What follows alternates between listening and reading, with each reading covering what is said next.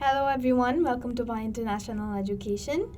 আজকে আমরা দেখব জেনারেল ট্রেনিং রাইটিং টাস্ক 1 এ ফর্মাল লেটার্সটা আমরা কিভাবে আইডেন্টিফাই করতে পারি। সো আমরা দেখেছি যে জেনারেল ট্রেনিং এর রাইটিং টাস্ক 1 এ 3 টাইপস অফ লেটার্স থাকে, formal, informal and semi formal. Formal letters কোনগুলো, আমরা এটা কিভাবে আইডেন্টিফাই করব? আমরা আইডেন্টিফাই করতে পারি by reading the question. So কোয়েশ্চেনটা like the purpose, why am I writing the letter, এইটার উপর কিন্তু নির্ভর করতে পারে যে লেটারটা কি ফর্মাল হবে, ইনফর্মাল হবে নাকি সেমি ফর্মাল হবে। ফর এক্সাম্পল এখানে 3টা পয়েন্ট দেওয়া, requesting information, applying for jobs, complaining about products.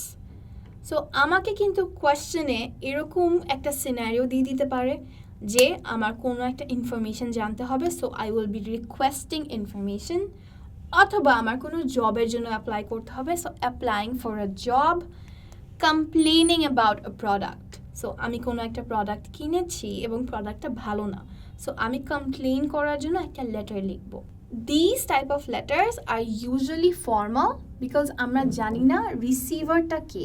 So রিসিভারটা যখন আননোন থাকে তখন আমরা লেটারটাকে ফর্মাল লেটার বলি, আমরা জানি না যে কাকে লিখছি লেটারটা।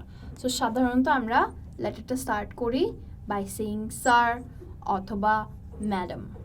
আমরা এতক্ষণ দেখলাম যে কিভাবে আমরা ফর্মাল লেটার্স আইডেন্টিফাই করতে পারবো।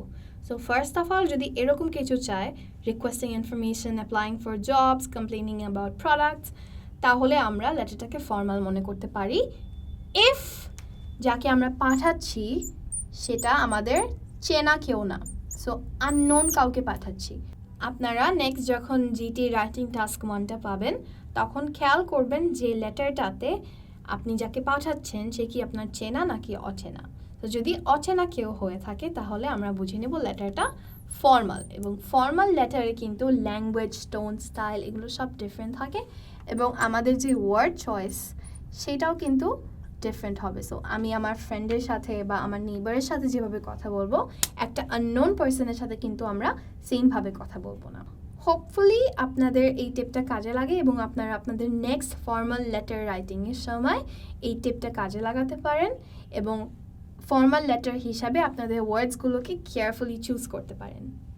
Thank you so much for watching the video.